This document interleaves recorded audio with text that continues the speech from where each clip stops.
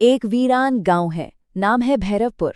और वहां गांव के बीचों बीच खड़ी है एक पुरानी खंडहर हो चुकी हवेली। लेकिन जानते हैं, इस हवेली की दीवारों से भी ज्यादा डरावनी क्या चीज है? एक आवाज, एक आहट, जिसने सालों से पूरे गांव को अपने खौफ में जकड़ रखा है। चलिए आज उसी आहट की कहानी में उतरते हैं। जैसे ही सूरज ढलता है ना, भैरवपुर की गलियां एकदम सुनसान हो जाती है। खासतौर पर उस हवेली के आसपास तो कोई भटकता भी नहीं। और इसकी वजह है यही अनसुनी अनजानी आहटें। मतलब ऐसा लगता है कि कोई है तो जरूर, जो दिखता नहीं पर हर पल आसपास ही महसूस होता है। देखिए, हर कहानी में कोई न कोई ऐसा किरदार होता है जो पुरानी कही सुनी बातों को चुनौती देता है। इस कहानी में वो किरदार है रीना, एक ऐसी लड़की जो भूत प्रेत की बातों पर हंस दिया करती थी, पर उससे जरा भी अंदाजा नहीं था कि हवेली का सच, उसकी सोच, उसकी हिम्मत, सब कुछ हमेशा के लिए बदलने वाला है। तो हुआ ये कि दोस्तों ने मजाक मजाक में शर्त लगा दी और रीना ने अपनी बहादुरी साबित करने के लिए वो चुनौती मान ली। हाथ में सिर्फ एक टॉर्च लेकर वो उस घने अंधेरे टूटी फूटी हवेली में अकेली चली गई। उसे लगा था कि ये बस एक छोटा सा एडवेंचर है, पर यह उसकी सबसे बड़ी भूल साबित होने वाली थी। हवेली के अंदर चारों तरफ घना अंधेरा और मौत जैसा सन्नाटा। जैसे ही रीना ने टॉर्च जलाई, दीवार पर उसकी परछाई बनी, पर उसके होश तो तब उड़े जब उसने देखा कि उसकी परछाई के ठीक बगल में एक और परछाई हिल रही है। और इससे पहले कि वो कुछ समझ पाती, कदमों की आहट बिल्कुल उसके करीब आने लगी। वो चीखते हुए बाहर की तरफ भागी। दोस्तों ने इसे भी मजाक समझकर टाल दिया, पर उन्हें क्या पता था कि खेल तो अब शुरू हुआ था।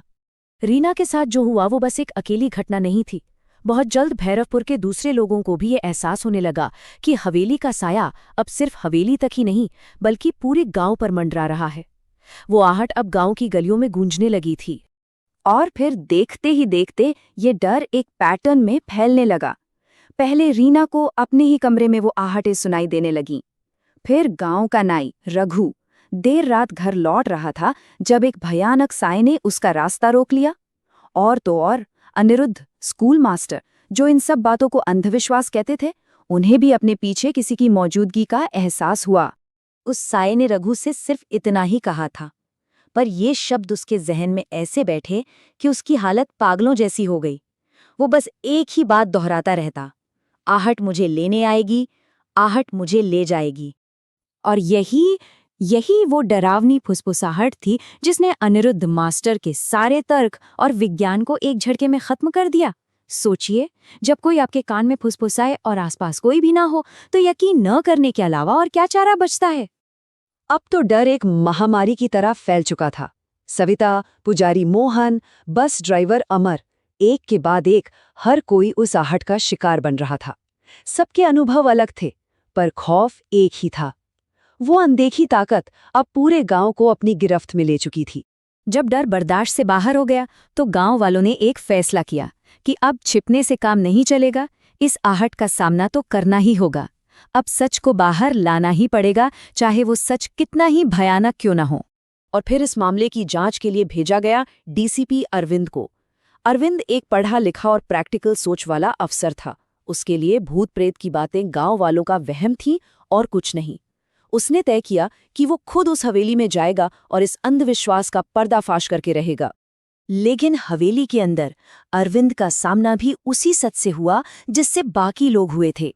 पहले कदमों की आहट, फिर कंधे पर एक बर्फीला हाथ, और फिर कानों में एक साफ निर्देश। ऐसा लगा जैसे कोई है जो चाहता था कि वो इस रहस्य की जड़ तक पहुंचे। तो अब 3 लोग एक साथ थे। रीना, जिसका डर अब सच जानने की जिद में बदल चुका था। अनिरुद्ध, जो डरा हुआ तो था पर सच जानना चाहता था। और डीसीपी अरविंद, जिसका अविश्वास अब पूरी तरह हिल चुका था। तीनों ने मिलकर फैसला किया कि वो उस तहखाने में जाएंगे जहां सारे सवालों के जवाब छिपे थे। अब कहानी अपने सबसे अहम मोड़ पर आ चुकी थी। वो पल जब हवेली का सबसे गहरा और भयानक राज खुलने वाला था।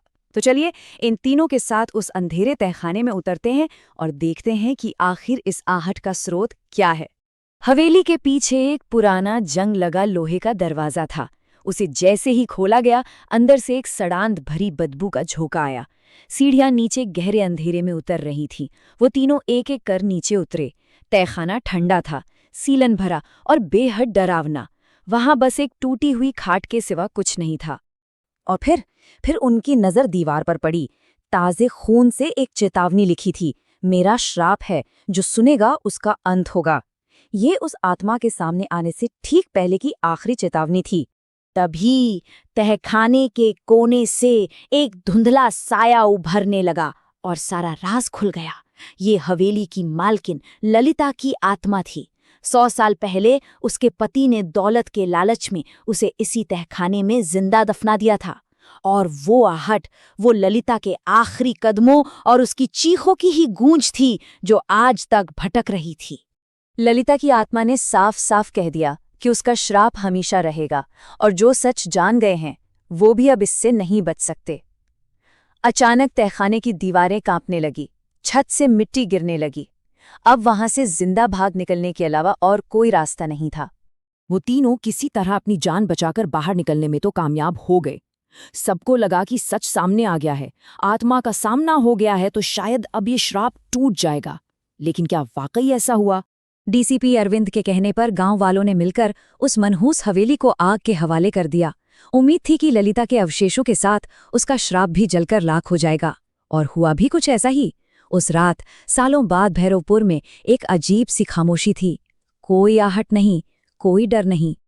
सबने चैन की सांस ली। हवेली अब राख का ढेर थी। ललिता की कहानी अब एक गुजरा हुआ किस्सा थी। ऐसा लगा जैसे एक बुरा सपना आखिरकार खत्म हो गया। लेकिन क्या सच में डर जा चुका था? कुछ दिन बीत गए। एक रात रीना अपने कमरे में अकेली पड़ रही थी और तभी उसे वही जानी पहचानी आवाज फिर से सुनाई दी। कमरे के कोने से आती वो धीमी कदमों की आहट।